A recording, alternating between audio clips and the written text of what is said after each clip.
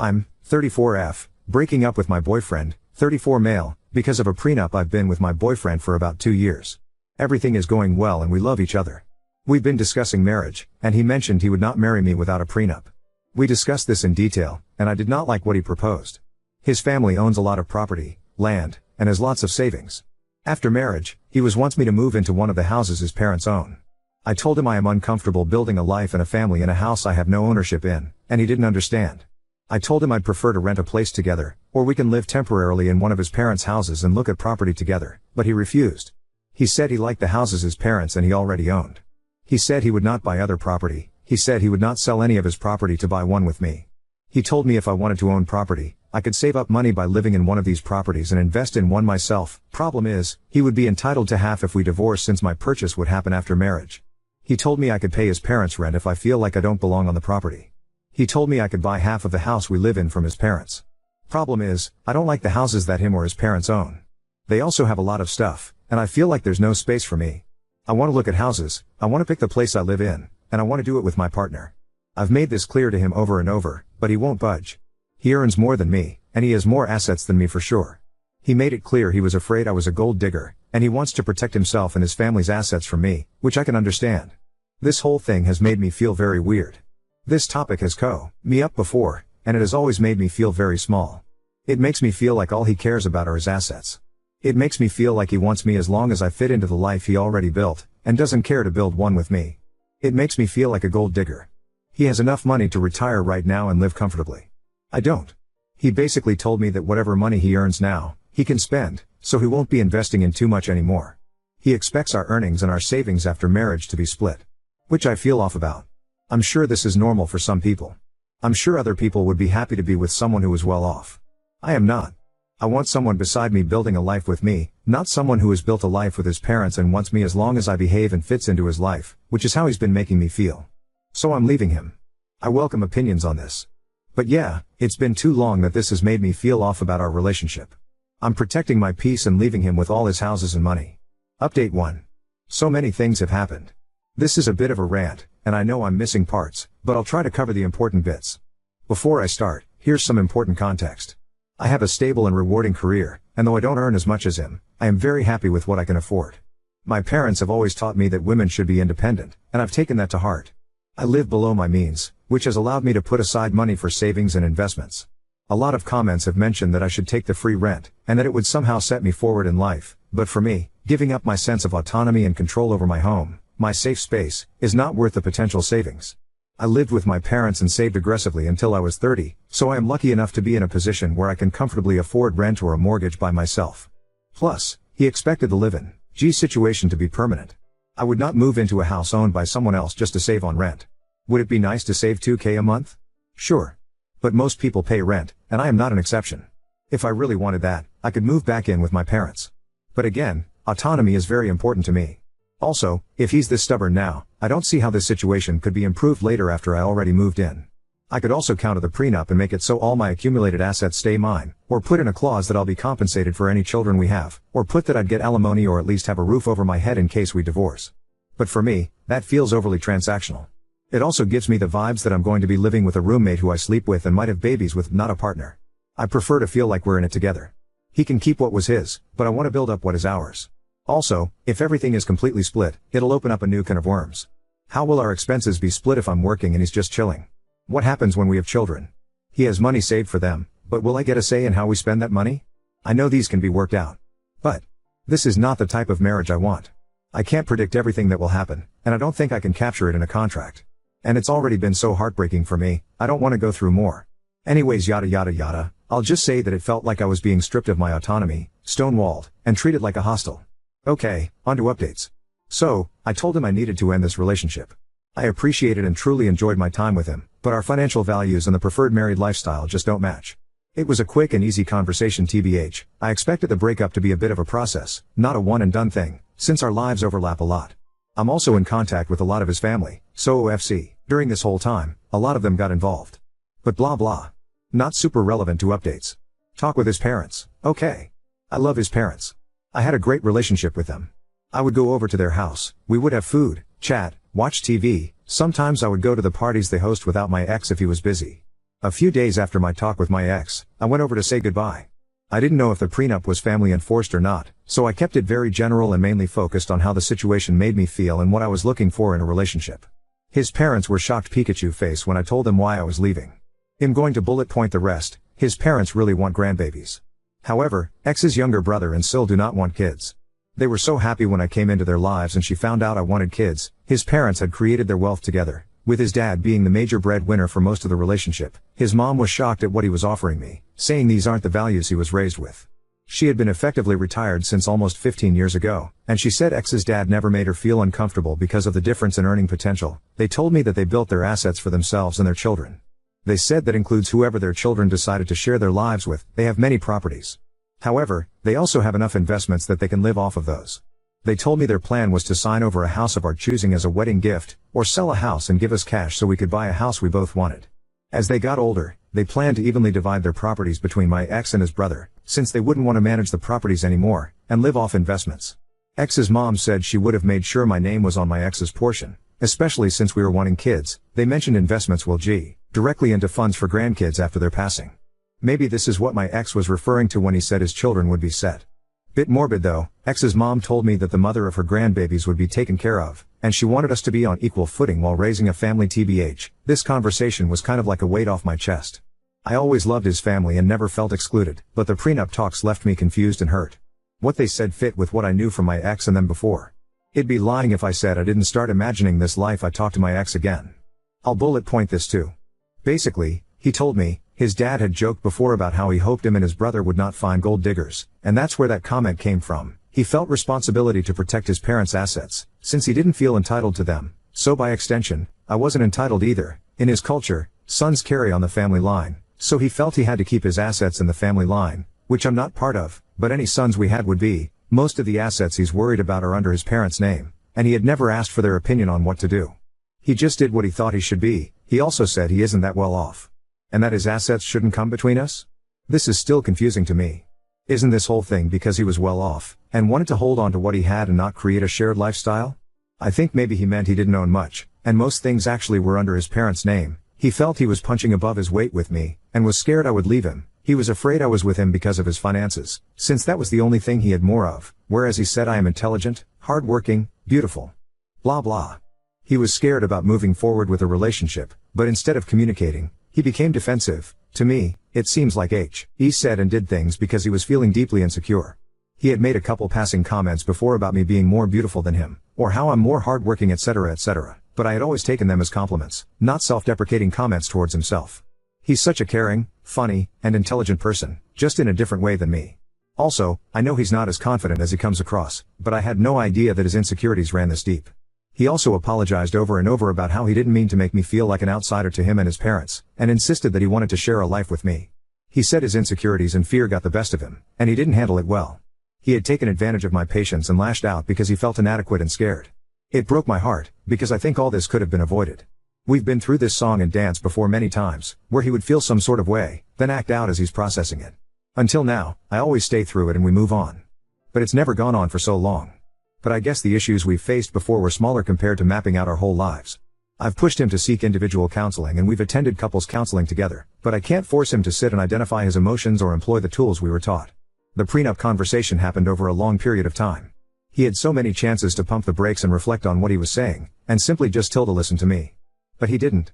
He then sat in front of me saying that everything he said before was not what he meant. He said he would be happy to take care of me and our future kids, we could buy a house together, or rent if I wanted to, because now he wasn't scared about creating a life together. Completely opposite to everything he had been saying. But how unsettling is it that he seems so completely comfortable and confident in the hurtful words he previously said, and was okay with placing me in a very unequal position in the relationship. Despite me continuously trying to articulate what I wanted, and how he was making me feel, he didn't even consider my side, over months. I know I have a good deal with what his parents are offering, and I know him and I get along super well. But I'm not marrying his parents. I can't have his mom with us during every argument or life decision we take. Thinking back, I can count on one hand where we've run into issues, and he was able to address it without acting up. He's such a nice guy, but I can't be his garbage bin every time he needs to sort out his feelings. It's already worn me down. He's a grown man, he's intelligent and intuitive, he's had 2 years to learn how to communicate with me, and he's not. I honestly can't tell if what he said to me is genuine, or coming from his parents, or coming from a fear of losing me. I could give him the benefit of the doubt again, and move forward with a relationship, as I've done in the past, but I'm tired. I think this is a fixable problem, but I also have not seen any improvement since we started dating. If anything, this prolonged experience has made me feel it's gotten worse. I will not make the mistake of investing in a man because of what he could be, instead of who he is. If the last few months are a testament to how he handles stressful situations, I can only take things as they are, and assume they won't change. This whole thing has left me sour. I don't need too much, but I do expect to be treated with love and support, even during times of disagreement. I cannot just forget the feelings and words I've felt and heard over the last couple of months. I can't just unhear and unknow that he is afraid I'm a gold digger. That was just one of many comments that really hurt me. I think life will have a lot more ups and downs, and I cannot imagine what kind of difficulties we'll face if this is how we communicate, even after identifying it and working on it in therapy. For these reasons, I'm still choosing to walk away. Very diff from leaving because of prenup, but it is leaving nonetheless. And TBH, this hurts more. I know it will hurt for a while, but I pray I'll be avoiding heartache and complications in the future. Who knows? If it was meant to be, maybe we'll find our way back. For now, I've told him and his family I need space and time. I know that it seems like I'm giving up a lot, but OFC, there are things I can't put in a post. I actually wrote the above quite early. But I didn't post because it didn't feel like it was over. But now after this time, I know it is. It's been tough, and it's only been a couple months, but I'm sure I made the right call. It's tough watching everyone coupled up and having children, but it is what it is. I'm proud of myself for leaving, and I'm slowly healing now. On to second story. Proposed to my girlfriend, and since then, she transformed, brought strangers into my home, and now they're calling me toxic. I, 32 male, just recently proposed to my girlfriend of 2 years, Sharon F. 30, like a month and a half ago, and it feels like the second the ring got on her finger, her attitude and behavior took a total 180. The entire time we were dating, we seemed exceptionally compatible, and at least it seemed we shared common beliefs and morals. 7 weeks ago, I proposed and she said yes, and I felt like it was the happiest moment for the two of us. But not even a week later, it's like her attitude totally flipped. I thought I knew all her friends, but one day I came home and there were 6 women I've never seen before, and Sharon introduced me to them. I was curious as to why I was just now meeting them, when I already met Sharon's 2 best friends, Michelle and Octavia, both not present, over a year and a half ago. Sharon said she wanted to make sure we were a sure thing before I met her inner circle. I found this strange, not to mention it was a weeknight and they were quickly draining my wine rack of wine. Sharon still had her own place, but she stayed with me so often she practically lives her. Still, I found it incredibly rude when they left, with 4 empty bottles of rosé in their wake. I tried to talk to Sharon about having uninvited guests on weeknights and she dismissed my grievance very flippantly. More that she brushed me off. The following weeks she went out with the girls several times, and when she brought the girls to my place twice without notice, once with notice to appease me, her words, they all treated me like a butler, shaking their empty wine glasses at me for refills. After the 4th time, I made it clear that I will get a locked wine rack. Sharon just called me no fun after that. It gets worse. Sharon decided me and the girls got off on the wrong foot, and said we should have dinner together at a nice restaurant. Well, I went, and it was not great. The 6 kept prodding me about my life, my house, my career, but deflected every question I asked. It got especially bad at night when they started talking about modern relationships and jealousy, and one of them brought up some key points about relationships that I thought Sharon and I were on the same page about, specifically what ifs regarding polyamory and being friends with exes. To my shock, Sharon said we shouldn't be too hasty on such decisions, which was a total 180 to how she expressed herself on these things only a month prior, where she was vehemently against keeping ex-intimate partners in friend circles and was staunchly monogamous. The worst part was when the bill arrived, Sharon announced it should be together and slid me the check. I told her she can't be serious, and we got into a bit of an argument. I ended it by putting my amount down in cash and walked out, leaving them to figure out the rest of the bill. The next days after that, Sharon kept calling me toxic and fragile, but every time I pushed at it, she would give an apology and promise she was just stressed at work. It's nuts, we haven't even planned the wedding yet. The worst part was this Monday, when at work, I got a Nest doorbell alert, checked and saw Sharon and one of her 6 new friends arriving at my place, going in, and exiting with my golf clubs. This set was a gift from my father, and it cost a pretty penny too, so Sharon lending it out without my permission got me pissed. I immediately called Sharon and told her and her friend to return the clubs. Sharon tried to gaslight me with, but you promised to lend the clubs to her boyfriend, remember? I told her the club's cost would move it into a serious crime, and her friend had an hour to return them or the cops would be called. Sharon insisted she got my permission and I told her to cut the crap. Well, not 45 minutes later I got another notification of Sharon and her friend coming back with the clubs and going inside, leaving them, Sharon's friend flipping off the Nest doorbell on the way out. I got home and saw Sharon's friend literally just threw the clubs and back on the living room floor. Sharon tried to talk to me about my toxicity again, and I told her again to cut the crap. I said if I knew this was how she was, I would have never proposed. That seemed to freak her out and she again insisted that she was stressed from work, but I wasn't buying it anymore. I told her to return the ring and her key, and we would talk about our relationship this weekend. She cried and begged me not to cancel the engagement, and insisted that it was just stress. I told her again we will talk about it this weekend. She finally relented. I had my house rekeyed anyways after she left, just to be safe. Sharon has been texting me constant messages of love and apologies for getting swept up, and insisted she was only wanting to show me off to her close friends. I don't know, I'm just not buying it. The same close friends have been ending me texts daily, calling me toxic and fragile again, saying they knew I wasn't man enough for Sharon or secure enough to share her with friends. A few of my friends that knew Sharon the entire 2 years we were dating were surprised and can't believe she turned hide this quick, and that there must be something missing, or that I am leaving something out. They say I must have said something to trigger her friends to act like this, and I had to have been the somewhere along the process. I dunno, it's a lot to take from all directions right now. Commenter, I bet he hasn't seen Octavia and Michelle anymore. They did their purpose and now the ex is too stressed out from work to meet both of her friends. Oop, I did message Michelle on Facebook last night. I asked her about the 6, and she told me that her, Octavia, and Sharon are cousins and grew up together. Michelle said that she didn't really care for the 6, but didn't say much else. Commenter, your friends are idiots and triggered? Nah, nobody normal comes to someone's house uninvited and drinks a ton of the person's wine without permission, / oop, again, they knew Sharon for 2 years, and throughout the entire time, Sharon didn't act at all like this. I'll give them some leeway for now. Unless you are leaving out something, you are definitely NTA. You are not toxic or fragile. You have standards. What she did at the restaurant and with the clubs is toxic. It seems like she wants to show them she has you wrapped around her finger and that you will allow her, and them, to do whatever they want. I wouldn't give her another chance to use you for what you can do or give to her. No one that loves you would treat you like this, friends or no friends present. Update 1. Sharon's been gone now for an hour. Breakup is official, I have the ring back. I did talk to Michelle via Facebook and Michelle said her and Octavia were cousins of Sharon, and Michelle also said she knew the 6 and didn't care for them. Michelle didn't say much more than that.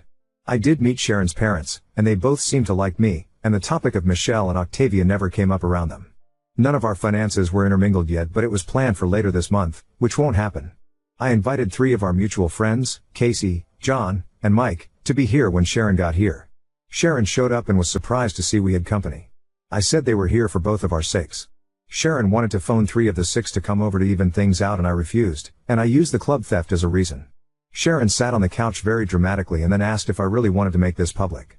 I outright asked why she changed so much after the engagement, and why she hid the existence of the 6. Sharon then went in again about how she insulates her inner circle until a partner is vetted. I called BS, I met her parents, what's more inner circle than your parents? Sharon tried to deflect but I wouldn't have it. I pointed out how for the last month, her friends dropping by cost me nearly $500 in wine, which she by the way made no attempt to reimburse. I also pointed out her trying to make me pay an 8-person dinner bill without asking me first. She again said she wanted to show how great a guy I was, and how she clearly misjudged me and was disappointed in my attitude. I then asked about the clubs. She tried gaslighting with you totally said it was okay, remember? And I kept saying bullshit. Mike piped in, he knew the clubs were a gift from my dad and I was highly protective of them. He too called BS, and that's when Sharon turned her attention to Mike and John, saying isn't he getting forgetful lately? Don't you remember when he forgot that one date? And neither was buying it. I finally said that forget postponing the wedding or canceling the engagement, the entire relationship is going to end if she isn't going to be straight with me. Sharon made a very long exaggerated sigh. She took the ring off and dropped it on the coffee table. She got up to leave and said you're never going to find someone as good as me and to send her stuff to her apartment. She left, and Casey, John and Mike were totally stunned. All I could say was believe me now? We ordered pizza and are waiting for it to arrive now. I am still utterly shocked and confused by Sharon's attitude. I'm sure the heartbreak will come next, but right now, I'm just kind of numb. That's kind of the point.